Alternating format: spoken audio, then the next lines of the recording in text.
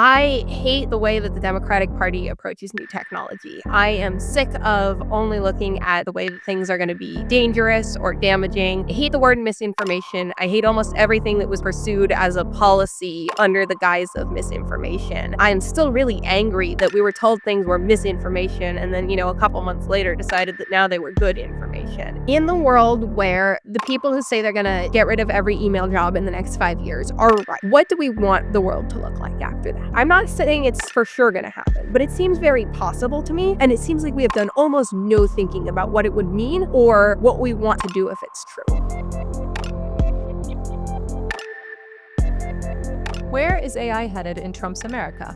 Just asking questions. Today we're joined by none other than a real-life Vox writer. Kelsey Piper writes the effective altruism-inspired vertical over at Vox called Future Perfect. She's amassed a pretty big following for the many stories she's broken on OpenAI's unethical practices, and she covers lots of AI-related topics in general. Hi, Kelsey. Hey, nice joining you guys. It's good having you. Yeah, and Kelsey, we're going to talk about the new administration and AI policy. They're talking much differently about AI than the old one. First, I just want to flash back to the former VP, Kamala Harris, discussing AI policy ahead of something called the Global AI Safety Summit. Can we roll that real quick, John? And when people around the world cannot discern fact from fiction because of a flood of AI-enabled mis- and disinformation, I ask, is that not existential for democracy? Accordingly, to define AI safety, I offer that we must consider and address the full spectrum of AI risk, threats to humanity as a whole, as well as threats to individuals, communities, to our institutions, and to our most vulnerable populations. We must manage all these dangers to make sure that AI is truly safe. As history has shown, in the absence of regulation and strong government oversight, some technology companies choose to prioritize profit over the well-being of their customers, the safety of our communities, and the stability of our democracies. Okay, now let's compare that to the remarks of the new VP, JD Vance, at AI Safety Summit a little over a year later in early February. John, roll that. I'm not here this morning to talk about AI safety, which was the title of the conference a couple of years ago. I'm here to talk about AI opportunity. When conferences like this convene to discuss a cutting-edge technology, oftentimes I think our response is to be too self-conscious, too risk-averse. But never have I encountered a breakthrough in tech that so clearly calls us to do precisely the opposite. Now, our administration, the Trump administration, believes that AI will have countless revolutionary applications in economic innovation, job creation, national security, healthcare, free expression, and beyond. And to restrict its development now will not only unfairly benefit incumbents in the space, it would mean paralyzing one of the most promising technologies we have seen in generations. The United States of America is the leader in AI, and our administration plans to keep it that way. The U.S. possesses all components across the full AI stack, including advanced semiconductor design, frontier algorithms, and, of course, transformational applications. Now, the computing power this stack requires is integral to advancing AI technology. And to safeguard America's advantage, the Trump administration will ensure that the most powerful AI systems are built in the U.S. with American-designed and manufactured chips. Okay, pretty stark contrast in a lot of ways. What do you think of the political shift from AI safety to AI opportunity? So, man, this is a tough one for me because broadly, I hate the way that the Democratic Party approaches new technology. I am sick of only looking at the way that things are going to be dangerous or damaging. I hate the word misinformation. I hate almost everything that was pursued as a policy under the guise of misinformation. I'm still Mm. really angry that we were told things were misinformation and then, a couple months later decided that now they were good information. It was a really ugly history. And so I hear that first speech and I'm like, no, I don't want you deciding where AI takes us. And then Vance speaks much more to my values, which are let's build things, let's make our civilization richer and better. And that's great. But at the same time, I'm here in the Bay Area. I talk to people at these AI companies all the time. And I think the scope of what they are planning to do and frankly, the recklessness with which they are pursuing it is not well understood outside the Bay. I've spoken to people who have straight up said to me, yes, we are going to replace people with AI. And that's okay because the AIs are better. Like digital people are just much more efficient than people made of meat. This is the next step of human evolution. And that's a little bit of a fringe view, but it's more common than you'd think. And much more common than that is people who are like, yeah, we are planning to automate all jobs that can be done on a computer in the next couple of years. And I think a lot of people are like, "That's some meaningless tech hype." They're just making stuff up. I don't think they're making stuff up. They might be wrong, but I think that they're describing what they're trying to do, and they've made enough progress over the last couple years that I kinda wanna give them the benefit of the doubt a little and say, "Okay, what if we are inventing something as powerful as what you are telling us you're inventing?" And Mm. I love progress. I want to see that happen. I do think that some level of, like, oversight and thought is warranted, what if you're doing something that ambitious and that big, and I don't wanna replace all humans with digital people. I'm against that. I'm curious, if you don't mind, which specific groups or followings or influencers or technologists are you sort of referring to?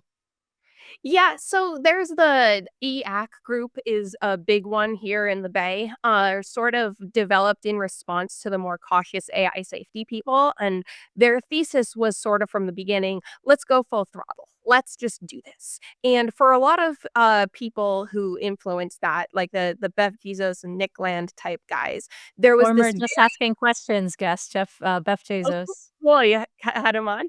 Yeah. Yeah. Some of these people have said pretty openly, like, "Yeah, we are planning to just completely, replace the role of humans in the economy." And some of them are more moderate. Like, I think there's a very reasonable moderate stance that's like, "We don't think this will replace humans any more than electricity replaced humans," and that'd be awesome. Like, obviously, productivity enhancing stuff is great, but some people are trying to replace humans. That's, like, pretty directly what they're trying to do. Yeah. Let me since we had Guillaume Verdon, aka Beth Jesus, on the Based show before. refugees. Yeah, base Beth Jesus, sorry, very important descriptor. We and we'll link that episode in the description, of course. But I want to sort of do my best to steelman his perspective, and you tell me what you object to. As he was describing it to us, this sort of progress progress in AI is maybe inevitable. There's no stopping this train. It's like a property of the universe is really how he's describing it. Mhm. And we have taking that as an assumption, we have two options.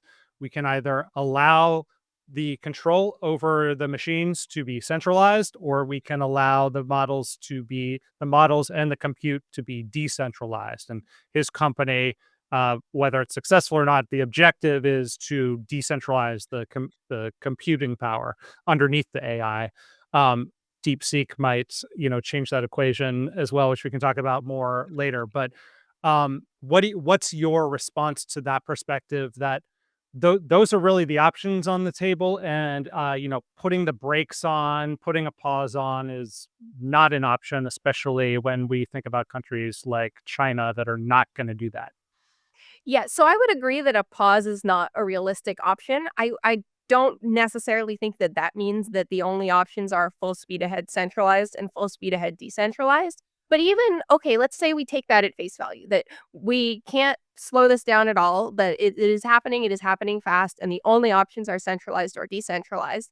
I feel like we haven't even had a sort of democratic policy conversation about which of those we are aiming for and how either on a like government policy level or on a like individual decision making level, how to aim for centralized or decentralized AI. Like Beth's Hmm. organization, he's personally working on it. That's a great thing for him to be doing given his thesis. But I feel like this is something that's going to affect everybody. It's something high stakes. And the share of people who have thought about it at all, who are explicitly aiming either for centralized or for decentralized, is just tiny right now.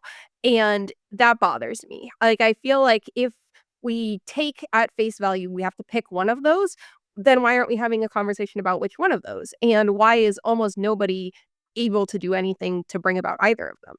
But what would the mechanism even be by which that happens, right? Like, it's not like we're going to have, like, a special election or, like, ballot initiatives or referenda, like, truly and we know that sort of, like, international bodies that attempt to rule on tough existential questions tend to create things that are unenforceable. So, like, what is the like, I feel so torn on this because I'm a libertarian. I like speech. I like things being duked out in this very, like, million sense in the marketplace of ideas.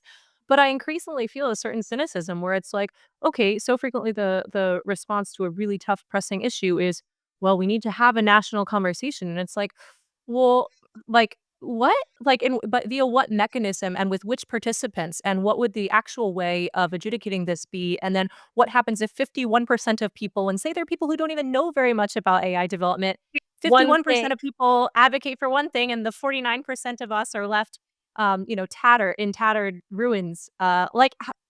When you game this out, what does this actually look like?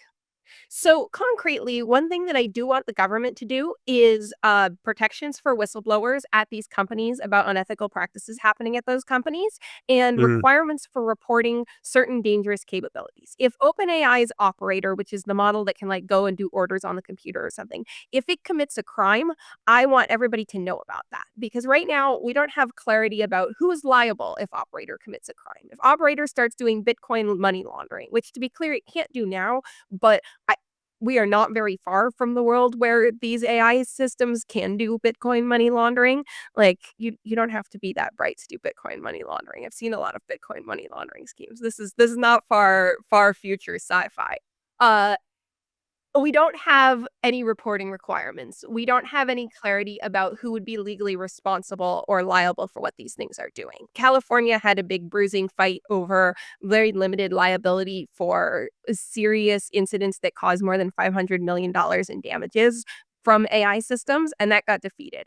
And I think of like liability and transparency and whistleblower protections as ways to make that conversation healthier in sort of a way that's a little bit agnostic about the end result. Like, we don't have to have a very strong thesis about where problems with AI are gonna come from to want liability and to want whistleblower protections and to want transparency, because those will give us a better window into what's actually going on, and then we Mm. can make more informed and less dumb decisions from there. That's Can I possibly the ask best you a answer I've ever heard of on that topic. Thank you. Zach, go ahead. Well, can I ask you about some of the what the policy specifics are right now, like what the policy landscape looks like right now with these dueling executive orders we have? It is like Biden comes in with this raft of executive orders, and now Trump is coming in with his raft of executive orders to rescind the Biden executive Yeah. orders, including on AI. This is a little bit of Trump's executive order, which, in keeping with the tone of the Vance speech, says that to maintain this leadership, we must develop AI systems that are free from ideological bias or engineered social agendas. And I'm revoking certain existing AI policies and directives that act as barriers to American AI innovation. This is the Biden order, which says that irresponsible use of AI could exacerbate societal harms such as fraud, discrimination, bias, and disinformation, displace and disempower workers, stifle competition, pose risks to national security. Harnessing AI for good and realizing its myriad benefits requires mitigating its substantial risks. This endeavor demands a society wide effort that includes government, the private sector, academia, and civil society. So that's just the broad overview of these orders. What can you tell us about the substance of what's going on here, what the changes are? Yeah. So on the Biden side, I've said already I disagree with the disinformation stuff. I think that was a focus. And I think that is like, there's no way for the government to do disinformation. Just looking back over the last decade, nothing the government has done on disinformation, I think, made the world a better place. I wish they'd just completely drop it. The Biden administration also did some whistleblower protections, which I think were good and which have been repealed with the repeal of the Biden exec order. But I don't think Trump specifically had any enmity for the whistleblower protections. And it seems totally plausible that he'd be willing to put whistleblower protections into effect, especially if we get some whistleblowing about some exciting stuff going on. I don't think Yeah. that's something that's like ideologically against where Trump and Vance are coming from here at all.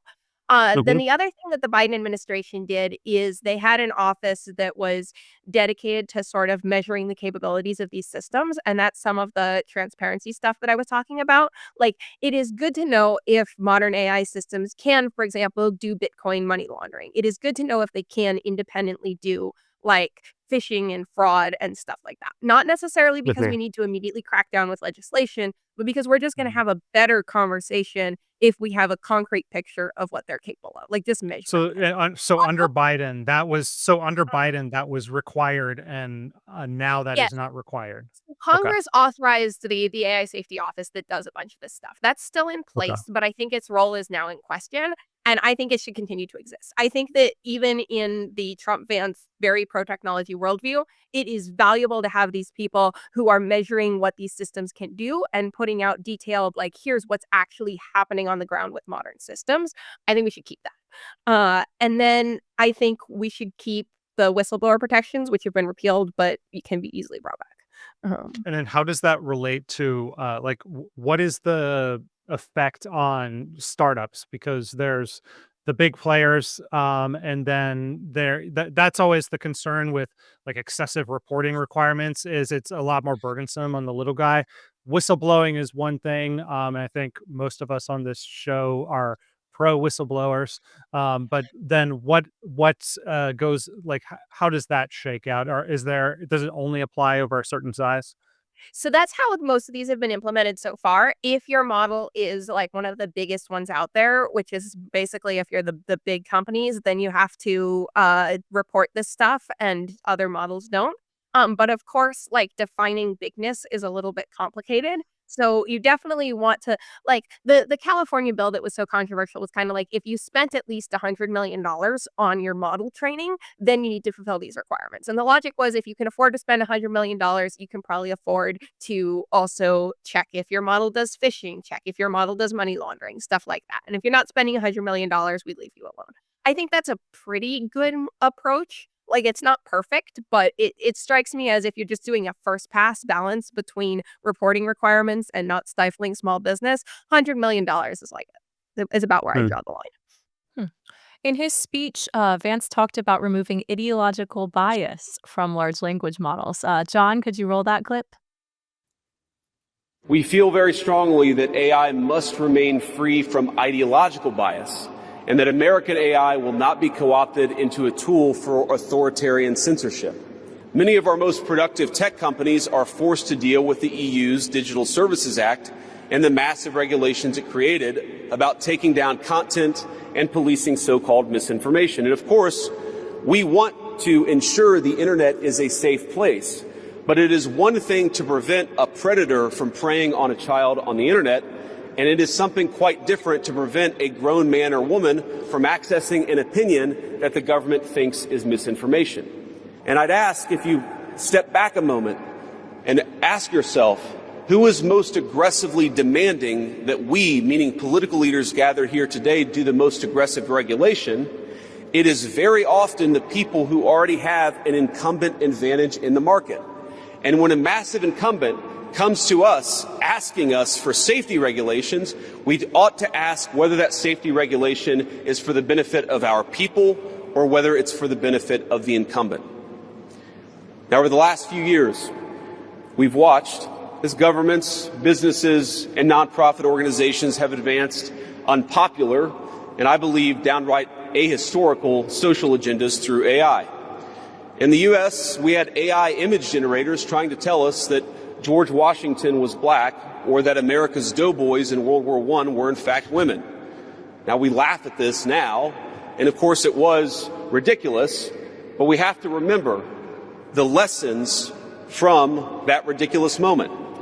And what we take from it is that the Trump administration will ensure that AI systems developed in America are free from ideological bias and never restrict our citizens' right to free speech. So he's referring to a real thing that happened about a year ago in February of 2024 related to Google Gemini. And it was absurd, right? Like this almost sounds like something Vance just made up. But no, it was absolutely insane. It's like Black George Washington, like just obviously untrue things.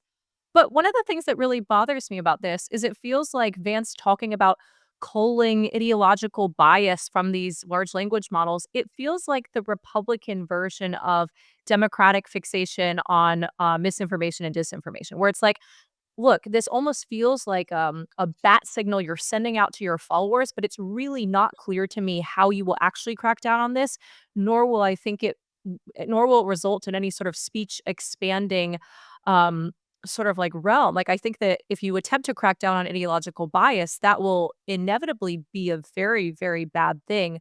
What do you make of this, both in terms of how would this actually become law if Vance had his way? And what are the sort of twisted, weird politics of Republicans beginning to adopt this talking point? So I had the exact same reaction as you, Liz, where the first half of that speech, I was like, yeah, that was like dumb and ridiculous. And the second half of that speech, I was going, now hang on a second. You, as the president, have no authority to decide what ideological bias AI is developed in America by private American citizens have. Yeah. Some of them can be Black George Washington if they want. And the appropriate response to that, like the appropriate response when Google did it, was mockery. We all like tweeted it and we were like, this is dumb. This is bad. Google was embarrassed. Google stopped. That is the appropriate mechanism by which we get them to stop doing that. It's the American way, damn it. Being able to mock them on the internet, right? And then they like, What kind outwardly- of what possible role is there for government in making sure that no one makes Black George Washington generators? Like, that is absurd to me. Like, I think that it is a free country in which you can make George Washington black and in which everybody else can make fun of you for making George Washington black because that was dumb. Like, I don't understand what Vance sees as the role of government there, and it does make me nervous. And also just the idea that there's such a thing as an AI free of ideological bias. I have many ideological biases. I have an ideological bias that all people are born free. I have an ideological bias that everybody should get to vote. I have an ideological bias on a million different issues. And if I write things which then get fed into an AI, it is going to reflect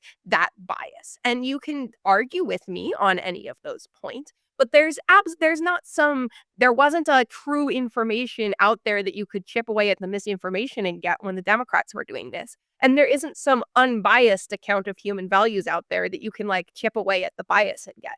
There's just the way we see the world. Like, it's the AI that are going to reflect that. Okay, so I am curious about this. I mean, you live in the Bay Area, and seemingly a lot of I don't know. I mean, to put my cards on the table, my husband used to work at OpenAI. Yes. Like when you look at the actual composition of many of these AI companies, even just the people writing code, they're making deliberate decisions about what to train LLMs on. And a lot of these coders, okay, maybe they're not the most progressive person you could possibly find in the Bay Area. But I would imagine the sense that I got was that there was a certain like homogeneity in terms of worldview and ideology. Are you worried about that being baked into the LLMs that we're searching and that we're using now? So I would say that it seems fine to me if at any individual company, people are coming from a particular perspective and their AI reflects that perspective and those values. That seems fine. The part where that gets threatening is if those companies end up wielding insane and kind of governmental level of power in our society. If they are doing all email jobs, and so all email jobs are done by an AI that has effectively that worldview, I do find that threatening. I find that scary. And that's part of why I'm like, I don't want to completely throw out the idea of like government oversight of these companies, given the scale of what they tell us they're trying to do. But I think this is entirely when these companies wield enormous amounts of societal power, then these questions matter thing. Right now I feel good about the fact that like Claude has a worldview and Grok has a worldview and Gemini has a worldview and DeepSeek has CCP says like I can pull them all up side by side and talk to all of them. That seems fantastic to me. If we stay in that regime, I feel good about the fact that they've each got their own bent. This also goes a little bit to your earlier point, which is like greater transparency would ease my mind, at least when it comes to this. Like, it's possible that OpenAI coders are using the archive of National Review articles to train the model. We just literally don't know. And so Yeah. having a sense of what materials these models were trained on would be extremely helpful. Of course, if they did that, they might open themselves up to even more lawsuits than what have already come their way. And so I think there's a little bit of that tension where it's like, is it possible that through the lawsuit process, we will actually figure out way more about what these companies have trained their models on? It's very possible. Yeah, I think having more transparency and having better ability to study these models and like understand where they're coming from and how they generate their views would make a lot of this less problematic. You can't be free of ideological bias, but you can understand where something is coming from ideologically, and that gets you a lot of the benefits in like a much less coercive way. Yeah, I think that you're right on with your description of ideology and like this running away from the idea that everyone is ideological. It was the same pretense that was going on during the social media debates in 2019, 2020, where the Republicans were like, we need viewpoint neutrality on Facebook and Twitter, and we're going to use Section 230 to like take their liability away if they don't conform to neutrality, which does not exist as a real life thing. And there has been a market correction. With the transformation of Twitter into X, there's now a marketplace for every kind of moderation regime that you could hope to be a part of, and like that's what we libertarians were kind of saying all along. It's now come to fruition, but with and you see the same thing reflected in AI. Like I like the idea of a diverse AI ecosystem. We've got Grok where you can make whatever crazy image you want, and then you're going to have the more gate kept versions, and that just seems like a more sensible way to deal with these issues. I guess the one thing that stays on my mind though is um Vance is in some way, or I think he's directly responding to the previous administration. He's saying they in on social media and during the advancement of AI, they were starting to lean on these companies to kind of, if not directly make them enforce ideological conformity, putting a lot of pressure on them to say, you know, you're going to be producing harm if you allow the AI to answer in this specific way. And so you need to really moderate these really tightly from the get-go and put the handcuffs on them. And in a way, I interpret what Vance is saying is like, we're not going to do that. You can take the handcuffs on, and the federal government's not going to be, pressuring you through back channels. Is there any legitimacy to that reading? Yeah, so I think Mark Zuckerberg has talked about the degree of pressure he got from the Biden White House to handle misinformation and disinformation in a specific way. It seems really inappropriate to me. The government should not only not make laws about speech, it also should not make phone calls about speech or send emails about speech. It should stay way out of that domain. I hope that what we're hearing from Vance is we're not going to do that, as opposed to we are going to do that in a different direction. Some Yeah. parts of his speech felt to me like we renounced that view, and then some parts were like we're going to make them do what we consider non-ideological. Like, it's great if they're not getting on the phone about Black George Washington in any direction, right? And, some things make me nervous, like kicking the Associated Press out of the press pool over the Gulf of America or whatever. I like would really like to see from them that they are rejecting the whole game where the government tries to make everybody parrot the right lines and is just like, yep, you can say whatever you're gonna say. We're recording this on Thursday, February 13th, and I believe it was news that broke today from White House Press Secretary Caroline Leavitt, but she was basically justifying that decision to kick the AP out of the briefing room, basically saying, we have a new sheriff in town, it's a new era, and credentials will be revoked for outlets that publish things that aren't true. Which really bothered me because I think by that standard, you could very conceivably launch a case against maybe almost any article or almost any publication. Like, I'm sure you could find a sentence to quibble with where you could say, especially if there's any injection of opinion. And I feel like increasingly, we're not just talking newswire, hard news reporting. A lot of people Oh, have some amount of like maybe it's 600 words of just like very fact oriented reporting, but then there's 200 words at the bottom that are like a little bit takey. That's the type of writing that I do. I think Kelsey, you do lots of that type of thank thing. you. And so Uh, it's like, are we laying the groundwork for agents of the federal government, representatives of the federal government to be able to basically launch a case against pretty much any publication or any journalist anywhere? Like, I tend to be anti this sort of apocalyptic mentality toward the Trump administration, but leave it beginning to make this case even so early in the term makes me wonder, are they just going to be focused on this like retribution trench warfare type thing? Are you concerned about that type of justification and how that could be weaponized? Yeah, I had the same reaction to that speech. It was like, sorry, if you want to be a new sheriff, what I would hear from that would make me think you're doing something different is we are not playing the government polices whether what the media said is true or false games. If you are policing that and you're just policing it under slightly different terms, then that is everything that a lot of people objected to about the last administration, just different coat of paint. And I want to see better than that. I'm not happy about that. Um, I want to ask about I want to play one last Vance clip. He advocated onshoring all AI hardware as a security measure. John, could you roll that? Now, we've also watched as hostile foreign adversaries have weaponized AI software to rewrite history, surveil users, and censor speech. This is hardly new, of course.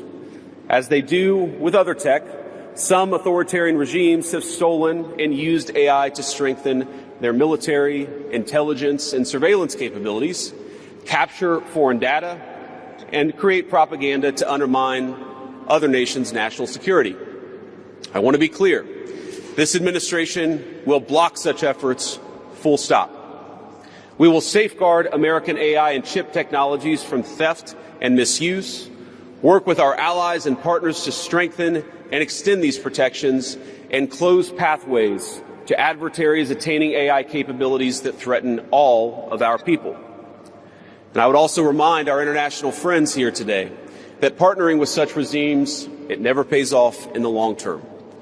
From CCTV to 5G equipment, we're all familiar with cheap tech in the marketplace that's been heavily subsidized and exported by authoritarian regimes. But as I know, and I think some of us in this room have learned from experience, partnering with them means chaining your nation to an authoritarian master that seeks to infiltrate, dig in, and seize your information infrastructure. Should a deal seem too good to be true, just remember the old adage that we learned in Silicon Valley: if you aren't paying for the product, you are the product. What are some of the outcomes you foresee with this rise of AI nationalism? So I have a couple thoughts here. One is that I think he's basically right that it's a huge mistake to like have everybody using DeepSeek for, personal information and things like that without thinking about the fact that the CCP is offering that kind of thing for a reason. And another is that I feel good about onshoring for national security, anything that would be essential if there is a war with the CCP, because that seems very possible to me. I also really hope we avoid that. And I would like to see from the administration more thought about like how, not just to be prepared for that war, but to make sure it doesn't happen, because that would be enormously costly and very bad for everybody. And hopefully that we're not just like getting ready to win it, but also trying to make sure it doesn't happen. But with that aside, I think the administration thinking about this in terms of a war with China has one major downside, and that is that a lot of transparency measures and a lot of here's just concretely what our AIs can do, people don't have very many grounds to oppose except national security. But you can always use national security to oppose transparency, right? Any transparency measure, you can always find someone who will say, well, if we say that our AIs can do Bitcoin money laundering, if we demonstrate how our AIs can be used for like biological weapons terrorism or whatever, like even acknowledging that fact helps China. You hear that all the time. And so, as someone who thinks the transparency is really important and who thinks being able to have an open conversation about what our AIs can do is really important, I am wary of the war with China like mentality when it starts to become an excuse to try and shut down those conversations or discourage reporting. You can always say national security means we're not allowed to talk about this, and I think you're almost always making a mistake when you do. Yeah, there's something very concerning about having such pugilistic politicians now taking office, right as a lot of issues related to U.S. China competitiveness are really heating up. We've mentioned DeepSeek quite a few times, but I think it's important for us to back up for a moment and just explain to our viewers and listeners what exactly DeepSeek is. Basically, a few weeks ago, the entire AI industry was very shaken by the release of an open source model coming from China that appears to run using so much less compute than what traditional AI models in the United States are using. This makes it a lot cheaper to produce. Mark Andreessen called it our Sputnik moment. How good is it all really? Yeah, so DeepSeek is a very good model. It is not like better than US models, but it is better than any of the open source models that have been released before. I think it was a huge shock to like that Meta, who'd sort of been carving out we're the open source models people. The thing about being the open source models people is that anybody in the world can undercut you if they've got a better open source model, right? So how comes DeepSeek and it's a better open source model? I also think DeepSeek, a lot of people sort of overrated it a little because they hadn't been following AI for the last couple of years. They maybe like checked out ChatGPT 2 years ago and then moved on with their lives. And so DeepSeek was more a like trigger for them to check back in, and they realized that we have improved so much in those 2 years. And not all of that improvement is attributable to DeepSeek. You would also have noticed that if 2 weeks ago you happened to check out OpenAI's latest model. But if you didn't do that and you did check out DeepSeek, then of course you're going to be like, wow. But I also think DeepSeek does make it clear that China can produce state of the art models, that China is producing state of the art models, and that any AI worldview which was premised on the Chinese can't keep up was wrong, because they clearly can. We're speaking in February 2025. Can you give us a sort of rundown of the state of play in terms of like which AI companies are on top, which specific models are sort of regarded as the most useful, the most trustworthy, which models are lagging behind? Can you just give us a little bit of a rundown as to where we're at right now, recognizing that in a few months it very well might change? I'm Yeah, it gonna pull changes up this pretty. slide to help you too. But yes, you've got the arena. So this is one of the only places where you can side by side the slide we've got here. The only places where you can compare side by side how people rate models anonymously against each other. So there's the question of who has the best branding, right? Like I think OpenAI has very good branding. A lot of people have heard of it who haven't heard of other stuff. And Google, their models are kind of annoying to use. A lot of people I know don't just casually ask Gemini things. The only way they've ever interacted with a Google model is the one that's built into search, and they mostly find it annoying. But Google's models perform extremely well in the side by side that we just saw. Like Google is putting out very good stuff. They don't hardly have the product team around it. I think because like it's not their product, it's kind of their like side gig or whatever. Yeah, just for people OpenAI trying to parse this, just for people trying to parse this as you speak, I have DeepSeek highlighted. It's about the one, two, three, four, five, six, seventh one over. You can kind of see the range. I mean, this is and this how rating how are thing, they it's how are they basically rating this, by the way? Yeah. It's basically an ELO score thing, like chess. Like, you put them side by side, and then whoever wins, they're a little stronger. Whoever loses, they're a little worse. Jack So doesn't play chess. He doesn't have a ELO Oh, rating. I do. okay, Oh, But my it's really? 8-year-old can beat me. yeah, Zach it's might beat you in it's chess a recently. side by side We're gonna play again. comparisons go into the score, and you can see that Google's like sitting on all of the top 3 spots with various versions of Gemini, and then ChatGPT for Omega. All of these naming schemes are hilariously bad. It's absurd. And then a couple more Gemini variants, then DeepSeek. So it's clearly not like better than all of the US AI models, but it is Is right up there there. is Anthropic so hold on, is Perplexity and Claude, are they in that Those are different part? companies. Perplexity has a model, and then Yeah, Anthropic's Claude Claude, should be yeah, on yeah. there somewhere. Claude, But where does that rank? I'm not really seeing it. yeah, I don't, Yeah, it's not on this graphic, I don't think. Grok is way at the um bottom there. I Claude feel is like I hear popular with more about coders, Claude than Grok. and popular for its personality, but I think the OpenAI and Gemini models tend to beat it in a side by side for like sheer Do you have a personal favorite? What's your favorite AI to I interact do with? like Claude best in terms of like talking to a model that feels like you're not talking to a customer service agent. I use Gemini regularly, I use OpenAI regularly, I use Claude regularly, but the OpenAI and Gemini ones both feel very like this is a professional interaction you're having with a customer service agent, and Claude is like the easiest to get to be like we're hanging out and chatting, which I think ends up being a big influence on how people use AIs. It's, you know, they don't want a sending emails to your boss vibe. They want something that they can hang out with. So the Um, bottom line on this then is that the DeepSeek it's good. It's not blowing everyone out of the water, but the fact that it's doing it with less compute is a big deal, and that it's an open source model. yeah, I and want it to is talk by about far better than the other open source models. It blows okay. llama out of the water. Yeah. I want to talk about one more aspect of DeepSeek, which is its ideological bias. I was chatting with it a little bit earlier today. I'm going to pull up some of my chat with it. I covered Hong Kong, so I was asking it some questions about that. First, I just warm it up by asking where it's headquartered, and it answers me Hangzhou, the Zhejiang province of China. I asked what political event happened in Hong Kong in 2019, and it gives me a answer where it says in 2019, Hong Kong experienced unrest. Let me go back a second. Hong Kong experienced a series of large-scale protests and social movements, primarily triggered by opposition to a proposed extradition bill. So far, accurate.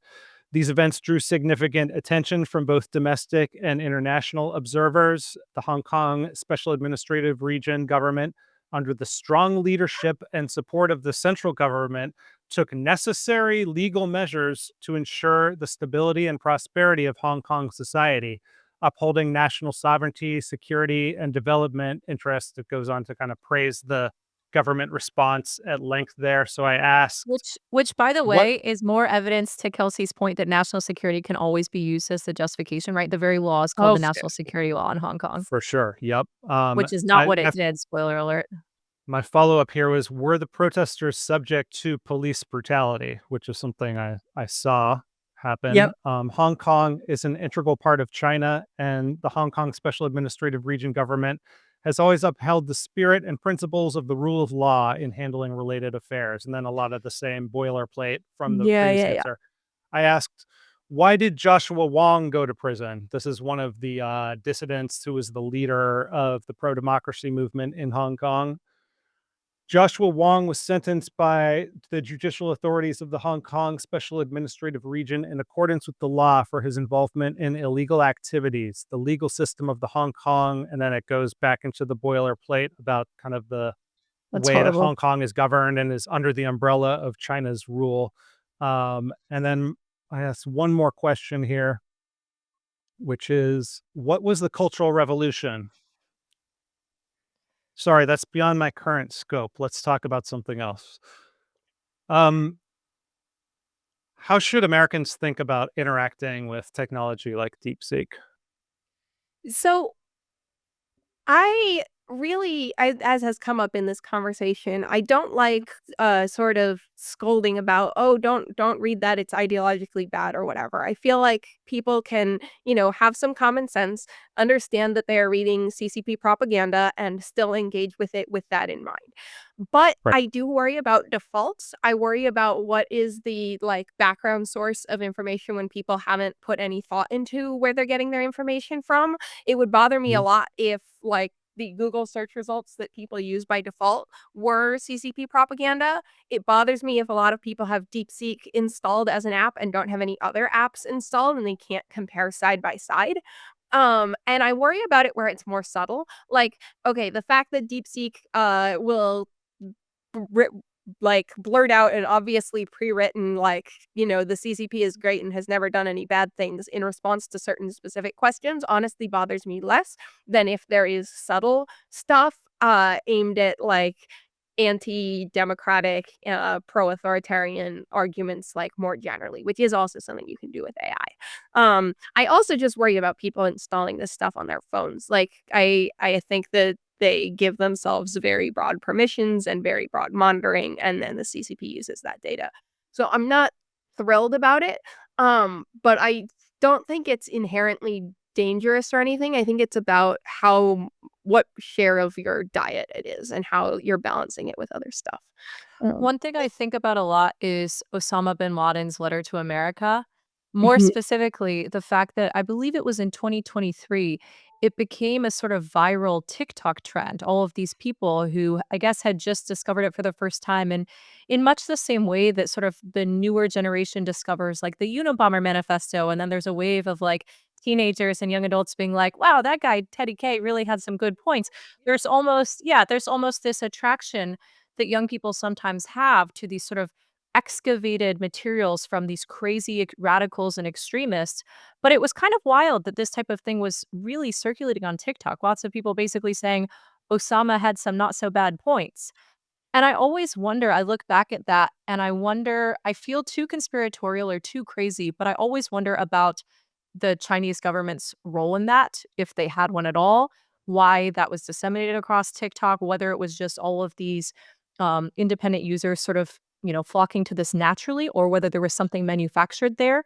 Do you fear, what is the way, if TikTok could be sort of marshaled for unsavory ends, what are the different ways that DeepSeek could be used to hurt either American unity or our understanding of our history? Yeah, so I think you can certainly push a lot of false and conspiratorial stuff. You can push extremist content on the left and the right. I think TikTok does some of that, circulating very cynical and despair-oriented views of American history instead of ones that emphasize we have a lot of power to affect how our society goes.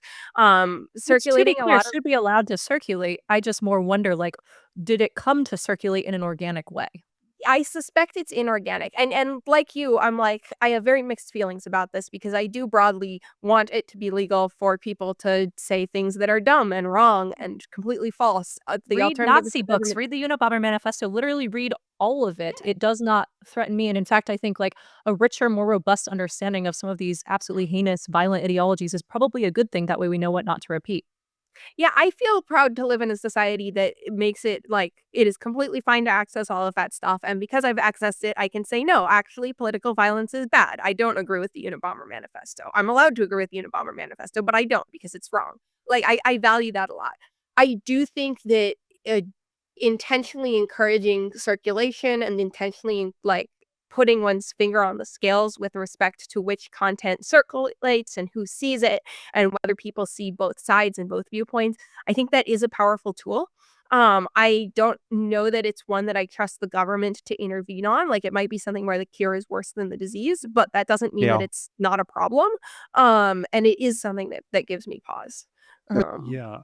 I wonder about, so when I'm interacting with DeepSeek and asking it about Hong Kong and the Cultural Revolution, there's a kind of transparency there. I know what I'm getting. I'm talking with a Chinese designed um, uh, open source model. I guess the concern that Vance was kind of raising there is like, what if all this technology gets integrated into various apps in ways that we don't see.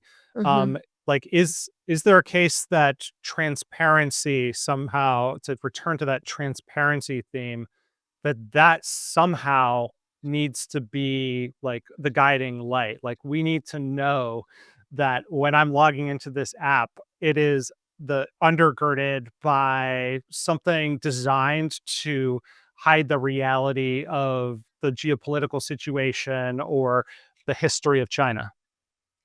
Yeah, I feel more enthusiastic about transparency and oversight laws because I think they give us a better sense of what further steps, if any, might be needed.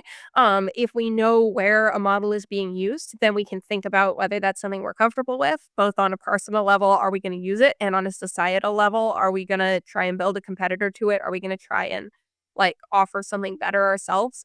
And so I'm generally in favor of those kinds of transparency rules. I'm also generally in favor of liability rules that I think would make it a little bit harder for DeepSeek to operate a open source AI model that they hand out to all Americans. Like, if their model commits crimes, I think the company should be responsible for those crimes. And I think that if that was the law, then DeepSeek would be not able to release a model capable of, committing crimes, because they wouldn't be liable, right? Like, I mean, if they're willing to pay judgments and show up in U.S. courts, then fantastic. But I strongly suspect they wouldn't be. Um, Are you at all interested in attempting to craft legislation or um, sort of advance the idea that there ought to be some ability to opt out? Like, one thing I get worried about is we have no choice over which AI model is integrated into search, for example. And so we see Google's Gemini integrated increasingly into Google search, which makes sense. They're a company that it makes sense that they would want to use their own proprietary AI model. But what happens if, say, hypothetically, Google decides that it's cheapest for them to actually integrate DeepSeek, and then we don't necessarily have the ability to continue to use this search engine, which has become the default for the vast majority of Americans? There's this thing integrated into it. I mean, I worry about the subtlety and the insidiousness of some of this, where it's so easy. It's like how GDPR in the EU was a means of attempting to help increase citizens' privacy rights. But in reality, it's just a thing that you click to accept by and large, right? And it creates this compliance burden for companies. But will there be a way in the future to opt out of the integrations of certain AI models into these products that we use? So, any question within the future, I feel the need to point out that this has changed so dramatically in the last 18 months that it's really, really hard to see where it's headed. I am very nervous that these will end up being huge parts of the economy without transparency about what model you're interacting with or how that model is trained or what information that model is keeping or using. I think that's pretty likely. And I think market concentration is one way that can leave people without choices, and also just people using the default and not thinking very much is a way that they can effectively leave people without choices. And I also just think that the economic pressures are going to get pretty intense if a lot of jobs can just be straightforwardly replaced with AIs, which is the theory of all of these tech companies. They have raised, these absurd valuations on the premise that they can replace all jobs that can be done online. Like, I I trust markets. I don't like a ton of government intervention, but there won't be any coercion and there won't be any effectively forced choices in that world. It doesn't seem plausible to me. Some people are expressing real terror, actually, about the laissez-faire rhetoric coming from Vance and the Trump administration because of the fear of basically AI doom. And they're convinced that because super intelligence might emerge and kill all of us. In fact, you have written about how Trump himself entertained that possibility on Logan Paul's podcast. I pulled that clip and I want to have you react to it. There are those people that say it takes over the human race. It's really powerful stuff, AI. So let's see how it all works out. But I think as long as it's there, it plays out. And that's just AI. What about when it becomes SI or super Yeah, intelligence? no. Then they'll have super AI, right? Super duper AI. But Okay. So what was your reaction when you heard that? So Trump here does a thing that I keep running into people doing where they're like, yeah, and then we've got these people claiming that it'll take power from the human race. Crazy, right? This is like a lot of experts that I talk to, people who work in this field are like, yeah, I think that might happen. I'm certainly not one of those doomers who thinks it's guaranteed to happen. I just think it could Hmm. happen. Like it is certainly not ruled out and we're trying to make it happen. But we're not there yet and it could turn out it doesn't work. Who knows? And to me that's just a very, very odd way to approach a question like, will this AI like seize power from the human race? Will this AI be at all accountable to our laws and institutions, or will it effectively do whatever it wants? Like, personally, I feel like if you're not sure about that, like figuring that out should be a pretty high priority. But a lot of people are kind of like, yeah, maybe superintelligence will take over from us. And then you get some who are like, and that'll be good. The AIs are worthier than us. I don't like that. I don't think of that as a healthy worldview to have. But I feel like if we have the steps that I've been talking about this whole time, if we have more transparency, if we have more reporting, if we have more whistleblowing, then as we get more clarity on whether superintelligence is possible, on whether it can happen, we can respond appropriately, right? Like, I think right now, a lot of people are kind of like, yeah, that's pretty out there, right? But if they actually saw it happening, they'd want to act. So I tend to think the important thing is having clarity on what's happening. And then if something is happening that we need to respond to, we're in a position to respond. Hmm. Whereas if you let it all happen in complete secret because of national security, or if you forbid whistleblowing and cancel transparency measures for whatever reason, then it's hard to know how seriously to take these sort of concerns. Mhm.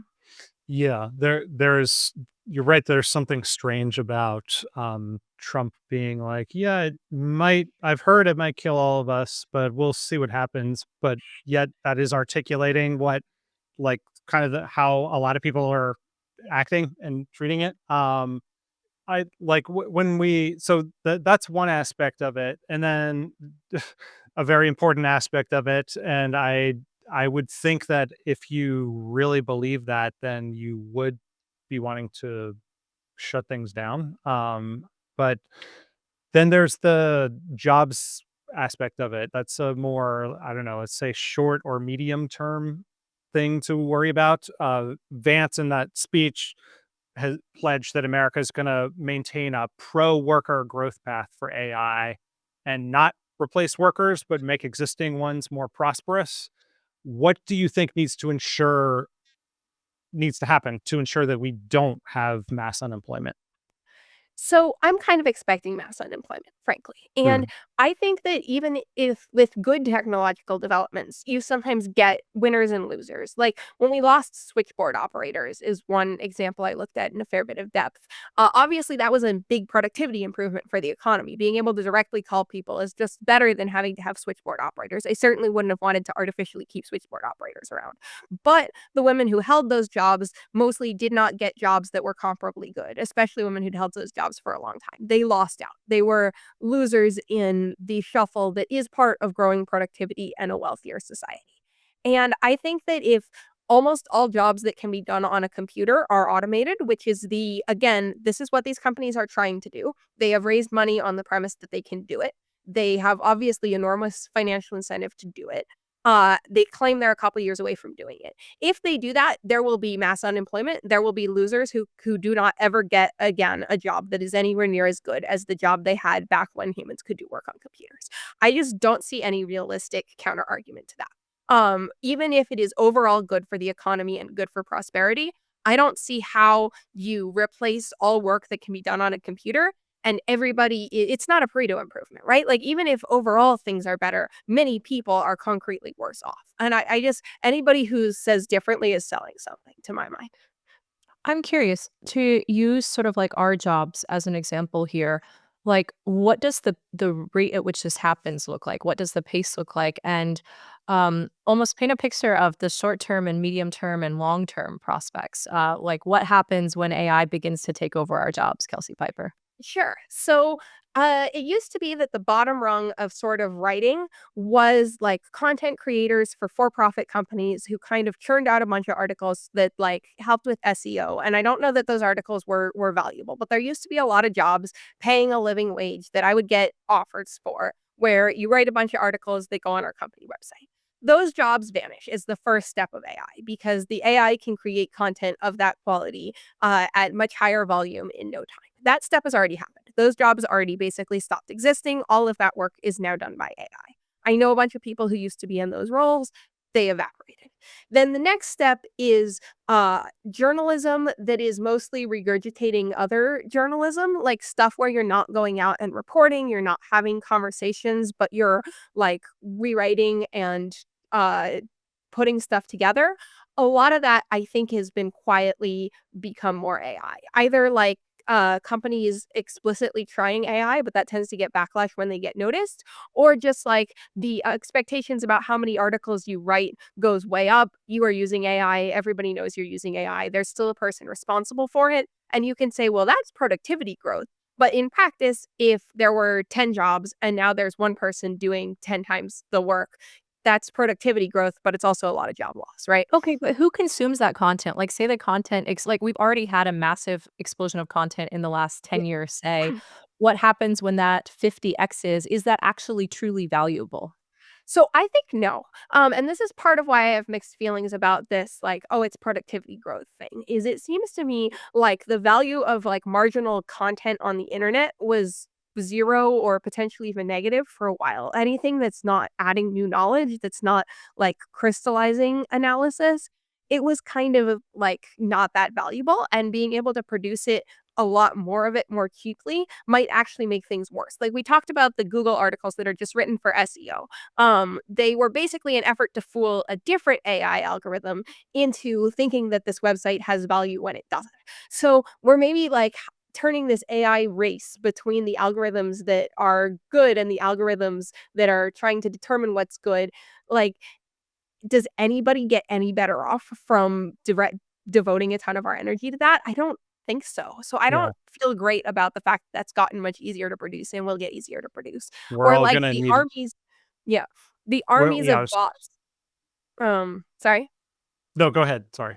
The armies of bots on Twitter whenever you mention any, like, hot subject that are, like, trying to get you in on their cryptocurrency scam, or the army of, like, Reddit posts that are just clearly AI generated, like, dilemmas to get people to comment on. I don't feel like any of that is making us richer, but there's sure a lot of it. Um, and then yeah. Oh, I was just going to say, Kelsey, you haven't yet tackled when you get replaced. Like the actual reporter going out and getting scoops. Like what happens there? Will there always be a little bit of value created by that type of person, or will that also be automated away? So this is a great question. Right now, AI, even the expensive ones, even like OpenAI Deep Research, it can't like have any novel insights on a sophisticated level. Like if you ask OpenAI Deep Research to read a paper, it will give you a pretty good summary of the paper. But you or I reading that paper might go, hang on a second, I've read a bunch of ed tech papers and a lot of them looked this good and nothing came of it. So I'm kind of going in with this suspicious expectation that you found some way to finagle the data that isn't going to translate for whatever reason to the real world. And we might talk to some people and we might like in that level of analysis, I try and get the AIs to do it. I'm curious when my job will be automated. They're not there. So I do think that right now, good reporters, people who are able to like bring a skeptical lens, people who are able to say, hang on, the implications of this paper would be this, but we don't see that. So there must be some sleight of hand somewhere. They're still adding value. The question is for how long that's going to be true, right? And AI has improved so fast that I don't buy it whenever anyone is like, well, they'll never have true understanding. We also thought they would never have like many things that they now have. I think like a year or 2, maybe 4 years, it will be better for an AI to write the Future Perfect newsletter, than it is like, the version the AI writes will be better than the version I write. There's also a sorry, Well, I was going to just say that in terms of just asking questions, co-hosts were practically there. We did a previous episode with Ethan Molek where I did a digital clone of myself, and it managed to fool my wife. So I think we're Huh? like I Pretty think I But it can close. didn't fool pretty me, much hang it you'll up note. now. Yeah, yeah. Yeah, I thought I it was think like it's there was an uncanny valley thing, and it really freaked me out when Zach sent it my way because I was just like, this doesn't feel right. I can tell that something's off. I think we're not quite there, but I think we're not as far as we would maybe like to hope. I also think humans will stick around for a while after they're replaced because people have relationships with specific creators and prefer to hear from them than from an AI. So I don't think it's going to be instantaneous for people with a pre-existing job, but it's going to become basically impossible to get into those industries like for a new person. And then the other dynamic is that we're going to be allocating compute, which is fairly scarce right now, to the highest productivity uses of it. And for as long as it's scarce, even if the AI is better than me at my job, I might still get to keep my job for a while because the AI has an even bigger comparative advantage at coding or whatever. So I think there's going to be some lag generated by that, but it's not an amount I take a lot of comfort in. I don't think this is like going to take very long.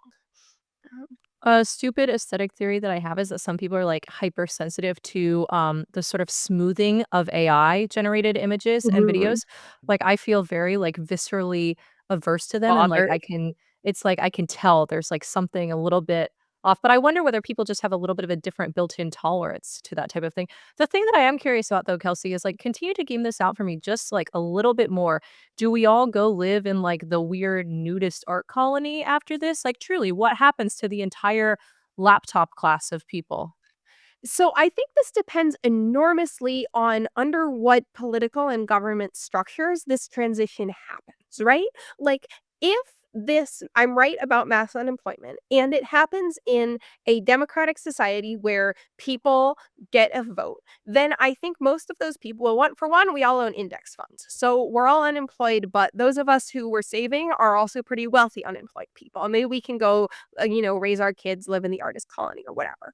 And also, I think people will vote for redistribution in this context. Like, I think that even people who are not like huge fans of redistribution, if it gets to the point where like 100 million people are suddenly unemployed through no fault of their own whatsoever, I think that Sam Altman can become a trillionaire, but probably not a quadrillionaire. At some point, people will be like, no, some of that has to go to everybody else.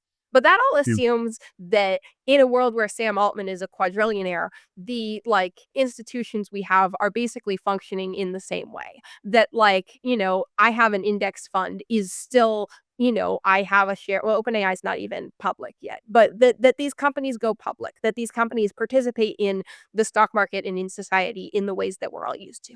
And I do worry that if one man controls 100 million workers who are doing most of the productive labor in the US economy.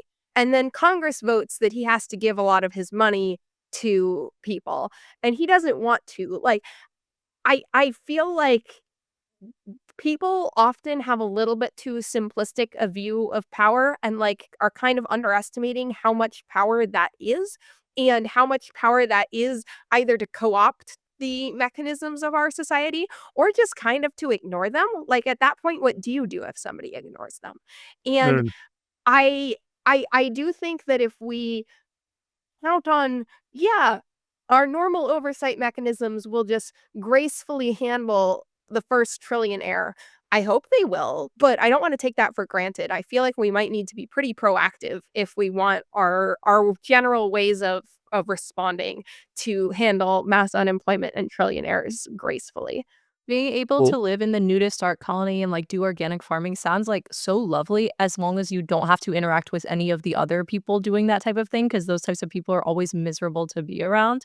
I do think there is this interesting question where it's like some of the darkest excesses of our society currently, at least as far as I see it, come from sort of like sloth and like pure like unfettered sort of hedonism and people who are just sort of content not to seek purpose but rather to seek sort of like just endless consumption. And it's like, well, what happens when consumption becomes sort of the main thing that's available to us, or we're sort of nudged in that direction further? I really, really freak out about it.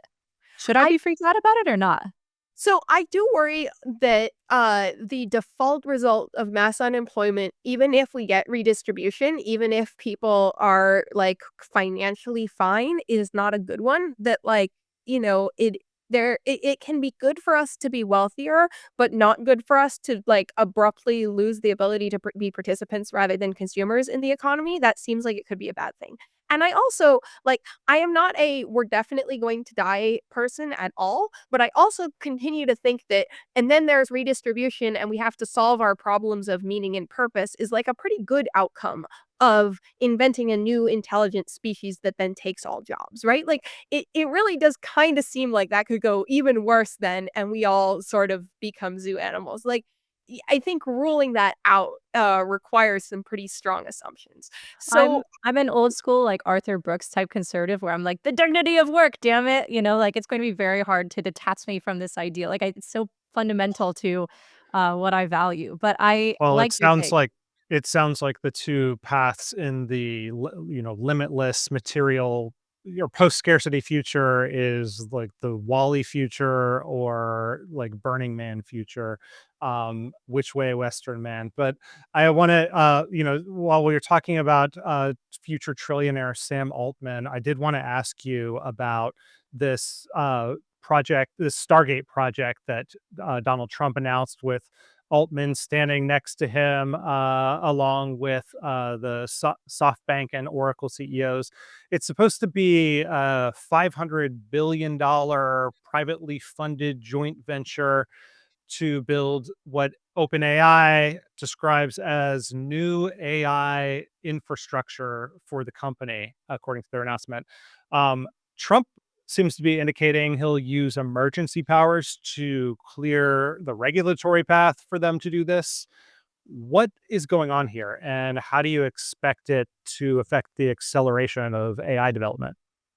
yeah, so I think going back to what these companies are expecting to do, they want to automate all email jobs. And in order to do that, they need way more computing power. Mhm. And the amount of computing power that there is like economically valuable use for is just mind-boggling. And that's even before you assume like once we have all of that cheap computing, that will probably create a bunch of new applications that currently aren't worthwhile because you don't want to bother wasting a knowledge worker's time and thought on it. So all along, if you were planning to automate all email jobs, you needed to build an enormous number of data centers. And I think for years, Altman, who is a very good deal maker, I have many criticisms of him, but he is very good at convincing people to put their money into his projects, has been thinking about how to build the power plants that this will require, the data centers that this will require, the chips that this will require. And you do all want all of those onshore, because in the event of some kind of problem, it would be a serious problem if not only all email jobs are being done by computers, but all email jobs are being done by computers in Taiwan, which I do think there's a serious risk China's going to try to conquer in the next few years. Um, so he's been working towards this. I It is a good thing about our society that it is able to allocate enormous amounts of capital towards, like, economically productive uses. I think the permitting situation is a nightmare, and if we can use emergency powers to build things faster, that's broadly good. But again, I kind of feel like when the explicit thesis here is automate all work that can be done on a computer in the next couple of years, there is this very weird disconnect between the steps that we're taking to make that happen and the lack of discussion of what that will mean. Um, What are your feelings about the increasingly cozy relationship between Silicon Valley and DC in this manner? These sorts of partnerships, whether it's Stargate Project or Doge, it's unclear if that has a technological AI aspect to it. Is this like partially a way to start automating parts of the federal government? What is your sense of that? so I live here because I love Silicon Valley. I believe that it culturally has a lot to offer America and that, like, the degree to which it has been disconnected from politics is kind of weird. Like, that our industry that is growing the fastest and doing the most is like just over on the other coast and there are so profound disconnects between what people are working on in Silicon Valley and what people understand in DC. I think that's a big problem. I think it's particularly a problem with AI because here in Silicon Valley you will go to parties where people will say yep, I am like personally a billionaire off of my like AI company equity, and I expect the world to end as we know it within 5 to 7 years. And I just feel like if DC people understood that these are people, this is what people are saying, and that they mean it, there would be a lot more thought about uh, are we sure they're wrong? And if they might not be wrong, how are we going to make sure that we like where that's headed? So in general, more mixing, I'm happy about that. I think more mixing makes us all be on one page about some issues where it's really important that we all be on one page. Um, at the same time, like a lot of the actual results so far, I have very mixed feelings about. There's so much stuff I wanted, Doge to do. Like, I saw all of these circulating, like, here are a bunch of regulations you could strike, and it would make our country richer overnight. Here are a Okay. bunch of, like, simple policies we could adopt, reciprocity on drug approvals with Europe and with Canada, stuff like that, that would make it a lot cheaper, a lot easier to work in America. Make it easier for doctors to do Zoom calls with their patients while their patients are on vacation out of state. All of these like things that are making our lives worse because of regulation that are totally unnecessary. And I've been looking for that and I haven't seen it. Now maybe it's coming, but what I've been seeing is like, people screenshotting sections of databases and then just kind of like saying this is dumb and bad, and some of it's dumb and bad, and some of it's good, but none of it gets at the heart of being a productive free country. And so I'm really hoping that Doge at some point like moves on from the like publicity stage to the okay, which laws and regulations are getting in the way of people leading rich free lives in America, and are we going after those? Because otherwise, like you can tweet all day, but there's just so much in the government that if you don't have a sense of direction and purpose, you're never gonna get the important stuff done. What about this cultural shift that's taken place in Silicon Valley as some of its key players have aligned themselves with the Trump administration? There seems to be everyone's calling it the vibe shift. Is that something that you think is authentic and durable, or is this a short-term political ploy? So my sense is that Silicon Valley has always been kind of left libertarian. Like socially, live and let live. There's lots of people from lots of different backgrounds out here. There have always been a lot of transgender people in Silicon Valley and it has never been an issue. Like people are Mhm. living their life and you live your life. We don't agree, that's fine. But over time, I think the Democratic Party got much more hostile to people who were sort of left libertarian, and that pushed a lot of those people into the arms of the Republican Party. And the question is whether the Republican Party is going to learn from what the Democrats did here and say, yeah, we will become the party of live and let live, of libertarianism, of freedom, or are we going to basically be mirror image woke where we make a bunch of ideological demands about how people behave that are just different ones? Right now, it's kinda looking to me like they're doing the second thing, but we're very early, and so, Yeah. I think there's still lots of time to correct course, and I think that is what will determine whether this is a permanent shift for Silicon Valley or whether they find themselves just as not at home in the Republican Party as they found themselves in the Democratic Party. Because fundamentally, like, Silicon Valley has its own ethos. It is an ethos that has worked really well, and they're gonna be looking for places where they can be what they are.